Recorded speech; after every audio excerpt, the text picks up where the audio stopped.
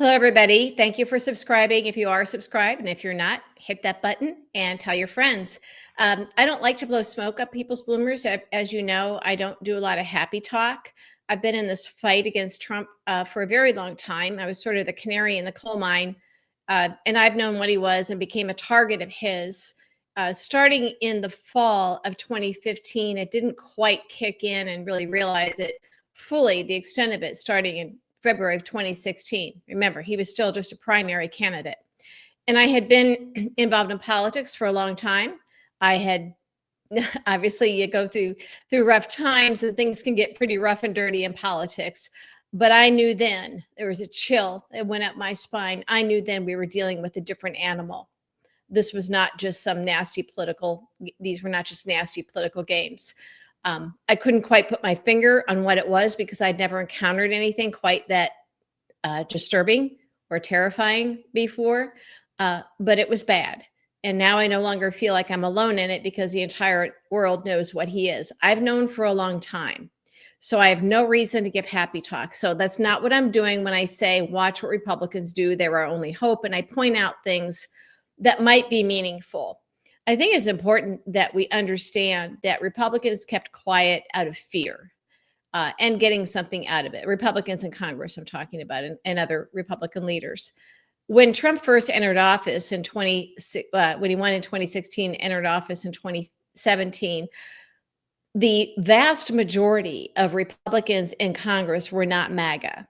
Okay, these were establishment people caving to him out of fear. And hoping that it was a short-term thing. I think they were hoping Democrats would take care of it with impeachment. Remember, Nancy Pelosi did not impeach Trump over obstruction of justice in the Mueller report, which was a mistake. I think establishment Republicans at that time were looking for an excuse.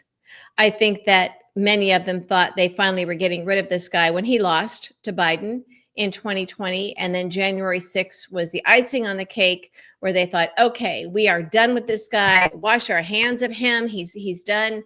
And we'll win MAGA back over because nobody could support this insurrection, this treason, this violence, put him in jail. Some conservatives were even saying, shoot him. You know, these people that were breaking into our Capitol, trying to hang Mike Pence, smearing feces on the floors and the walls, you know, day of love.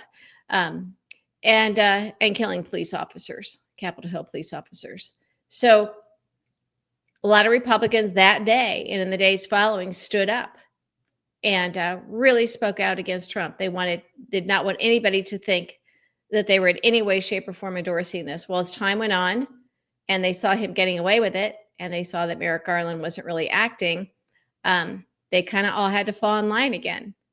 And that's how we got where we are. I want, though, to really watch carefully what some of them say and do. Yes, there are true MAGA believers there, but a lot of people who serve in the Trump administration now are fakes. They're phonies. They do not believe in what they're doing. They are getting something out of it, a payoff. Some of them just like the power. As I've said before, Trump likes to hire people, put them in positions that they never could have gotten within a mile of before. They're unqualified, they're incompetent, they don't have the background, they don't have the integrity, they can't pass security checks or drug tests or anything. I've said before, Kellyanne had never worked in the office of a political person. As far as I know, she'd been a pollster and a pundit, but she was not qualified to be in the White House in any way, shape, or form. We see that with a lot of the Trump cabinet at this time. You see it with staff. There was that Kayleigh McEnany was unqualified to be a White House press secretary. It was like her first political job. You know, she gets on TV with no political experience, and that qualified her to work in the Trump administration. So there's a lot of guilty parties here. In that case, it was Jeff Zucker, who was running CNN, was a good friend of Trump's, and he thought this was all fun and games. And I think history is going to be very unkind to him, as it should be, because he played a huge role in this, as did Fox News, but we kind of expected them to be kind of corrupt that way. But we expected more of CNN, and Jeff Zucker sold us out. Most of the media did. But I want to read a few things that these are current Trumpers. These are not people who were establishment folks and kind of gritted their teeth through the first Trump administration. These are people who are unqualified to serve in the Trump administration, but had a role in politics and political media in the past, And we're, you would think we're relatively smart, but this is what they were saying about Trump when it never occurred to them that they would ever be asked to serve in a Trump administration. We've got the current vice president, J.D. Vance. He referred to Trump as America's Hitler. As our friend Keith England has pointed out, he might have meant it as a compliment at the time, but he had some horrible things to say about Trump, all of them true. It never occurred to him that his entire career and future would be dependent on pretending to be MAGA and being a traitor and selling us out to Putin. But he has, because he's vice president, and he answers to Peter Thiel, the oligarchs. We've got, the current Secretary of State, Marco Rubio. Never thought, says he ran against Trump in the primary, and until he lost and then got compromised, he was a pretty strong opponent, pretty articulate against Trump, as was Lindsey Graham. It never occurred to him that there would probably be a second Trump administration. Marco Rubio is a Secretary of State. Again, something that never occurred to him. He referred to Trump as a con artist, and worse. Then you've got the Secretary of Health and Human Services, RFK Jr. He, who is really touched in the head, former drug addict, but even he referred to Trump as a sociopath. Trump's Secretary of Defense, Pete Hegseth, which he was just a TV personality at Fox News. Again, no one, including Pete Hegseth, ever thought that he'd be in a Trump administration, let alone as Secretary of Defense. I think Trump likes doing this, putting these people in these positions too, because he knows that these people who have said these things about him, he knows that now they're going to grovel and kiss the ring and shame themselves and debase themselves. And he loves it. He loves it. So yeah, Secretary of Defense, Pete Hegseth, he referred to Trump as an armchair tough guy. All right. Oh, look, his Director of National Intelligence, Tulsi Gabbard, referred to Trump as Saudi Arabia's bitch. Her words. Her words. Is it any wonder these people get hauled in front of Congress for lying and being idiots and liars and traitors to their country, like weeks into the administration? It's almost like Trump knew what they were, and he's thinking, if I can get them to sell out after these people said this stuff about me, if I can get them to sell out and kiss my ring just to get these jobs, that's just the start. Wait to see what I can get them to do next. And then you've got Elise Stefanik, who was almost a UN ambassador until they realized they couldn't risk her seat in upstate New York. That's supposedly a very, very safe Republican congressional seat. So she got thrown under the bus. She referred to Trump as a whack job. All right. So these are people who have all sold out. They've all sold out. Do I have any faith in them as human beings? No. But what it does tell us, and why the only reason I'm bringing this up is because we know that there are maybe countless Republicans who know what Trump is, and they are glommed onto him, I guess, because their own careers or they are attached to him now with the MAGA constituents, or they're afraid of him. But a lot of them did speak out January 6th and in the days following, and then they scrambled back in place. But it tells us that it's possible. Okay. It tells us that it is possible for some of these Republican members of Congress in the House and Senate to be honest about Trump. There aren't that many true believers. And I think that we need to understand that if these people said this about him in the past, they didn't change their minds and now they support him. They know what he is. They're just really bad, evil people who are willing to sell out their country to get something in return. Well, what do rank and file Republicans in Congress get in return? Trump can't put them all in the cabinet, can he? Can Elon Musk go to these hundreds of lawmakers and ensure that Starlink makes them win, by cheating for them? Can he go in and primary everybody who votes against Trump, as they said they were going to do? We saw the debt ceiling vote didn't go Trump's way. 170 of them voted against Trump on that in the House. And one House Republican anonymously did say to a reporter, because remember, Elon Musk was threatening to spend his fortune to primary all of them if they voted against the wishes of the president. Remember, these people answer to their constituents first. So this anonymous member of Congress said, what's he going to do? Primary 170 of us? It's a good point. There are strengths in numbers. And I don't know if it's a case where it's a domino effect, but it certainly is worth watching. And that's why I like to talk about these things. As we brought it before, Senate Armed Services Committee Chairman Robert Wicker joined with the ranking member, Jack Reed, who's a Democrat from Rhode Island. Wicker's from Mississippi.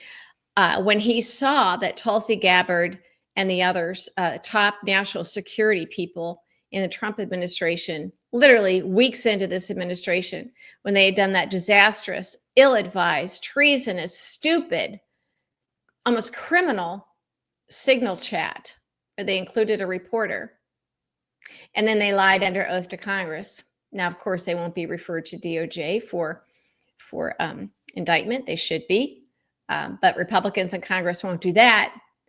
And Pam Bondi wouldn't do it anyway, because she is a traitor. She's a traitor to this country and to the rule of law and to the legal profession. And we all know it. Okay. So what Wicker and Reed did was they sent a joint letter to the Trump administration, to Trump, saying we demand an expedited IG investigation into the signal chat and these Trump officials who clearly lied under oath. So Roger Wicker, chairman of the Senate Armed Services Committee, he has no designs on a cabinet position with Trump. He is in a Senate seat. He is chairman of the committee. So there is a part of him who has decided, maybe I can put my country first. All right. We have some Republicans now that are in Congress who are leading the charge, as are some outside conservative groups and business groups, to pull tariff authority away from Trump, away from the president, and put it back in Congress where it constitutionally belongs, because they now know these tariffs make no sense. And as we've discussed before, this isn't just Trump's stupidity. Everything Trump is doing is designed to rip apart and destroy and dismantle the United States, our Constitution, our democracy, our wealth, our health, our freedom, all of it. All of it. And he's doing it on the instruction of Putin.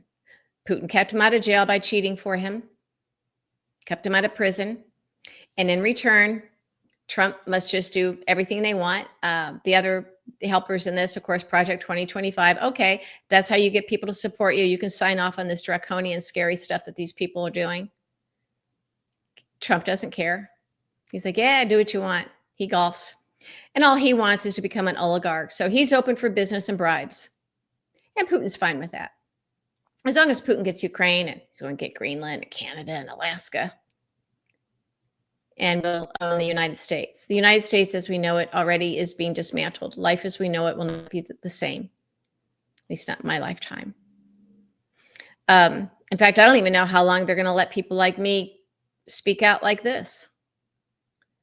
That will be next, okay? We're looking at possible martial law. I'm going to say likely martial law being imposed after April 20th by Trump, all right? He owns the Supreme Court. They are traitors. We know that by the most recent decision. Basically, Trump can pull anybody off the street, no due process, no crimes, and just haul them off and have them shipped off to El Salvador into some work labor camp, prison, and they'll never be heard from again. This is what's happening in our country.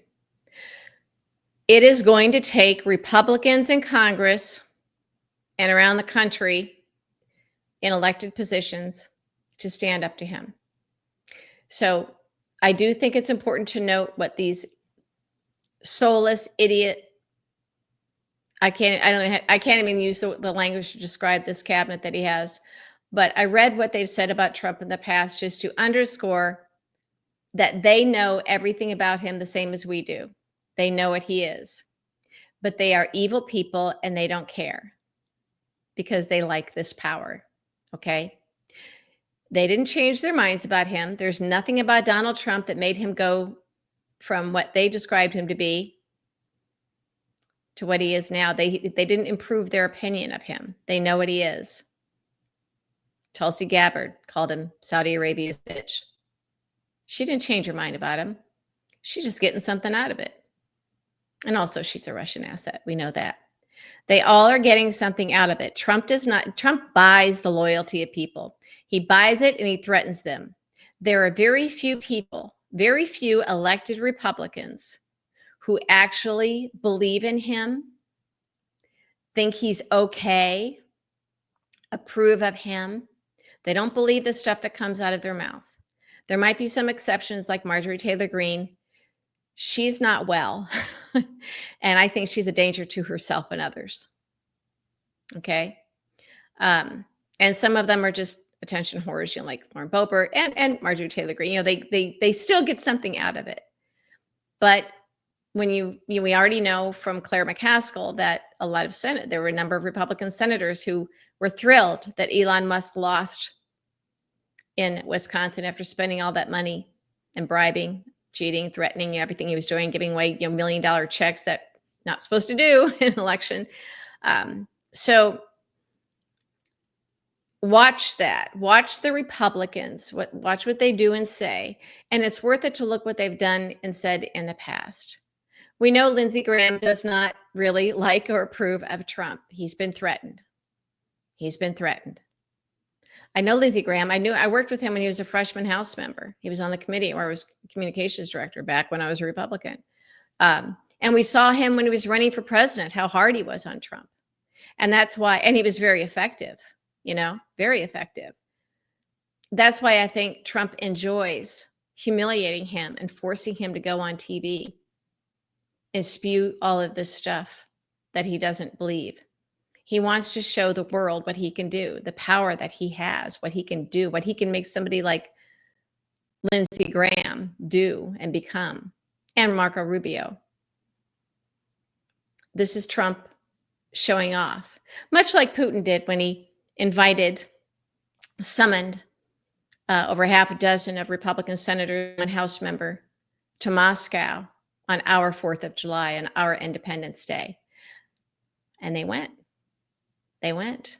Probably got compromised on a lot of them or already had it. And he gave them their threats and said, here's what we have on you. So when they came back here, they were all in.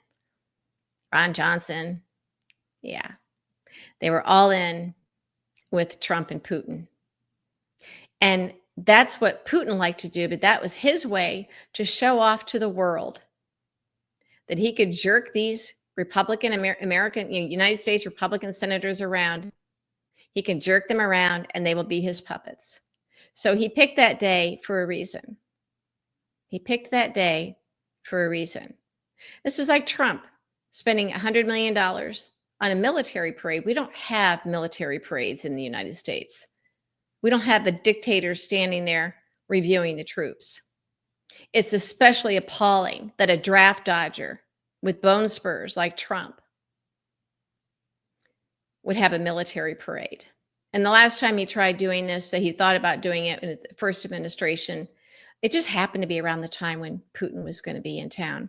And I think that he was planning on having Putin standing up there, reviewing the troops and looking at our, reviewing our tanks and our weaponry. Trump is doing this. He's inching along. He's not pushing the envelope. He's boiling the frog slowly. He knows that nobody will do a thing to stop him. Okay? I think Trump knew that he could do whatever he wanted. He and Putin both knew they could do whatever they wanted when the Mueller report clearly showed at a minimum Trump had 10, 11 counts of obstruction of justice, clearly Russian collusion. The things they weren't allowed to look at made them have to say, well, we couldn't absolutely prove it. They were really in cahoots, that it was to the level of conspiracy. But it was clear that it was, and we knew this. And Trump was certainly happy to get, have WikiLeaks go in and, he was happy for the hackings and all that sort of thing. But when he saw that he got away with it, he and Putin got away with it, the guardrails were down then. The guardrails were down then. And that's why Putin isn't going to stop at Ukraine. That's why it's like, okay, while we're at it, let's take Greenland. We're going to get Canada, all that oil, right? Yeah, let's take Alaska too, just to show the world, just so we can control that region and have Arctic passage. And that's our way to world domination. So I've known this for a long time. And many of you have known what Trump was for a long time. It still galls me when people say, well, you can't prove that, or maybe that's a conspiracy. There are no conspiracy theories when it comes to Trump, because all of the things that many people called conspiracy theories over the course of the past 9 years became true. So don't be stupid. Don't think, well, that can't be happening in America. It's happening. What we need to watch is what the Republicans in Congress do. At what point do they decide that what they get out of Trump being going down the path of being a dictator, he already is, what they get for letting him do it versus what they get by responding to their constituents who are going to be ruined by Social Security cuts and Medicare cuts and Medicaid cuts and VA cuts and the FDA disappearing and these tariffs, what they're doing. When they start deciding to work for their constituents instead of Trump, I think that's our only saving grace. Watch this space.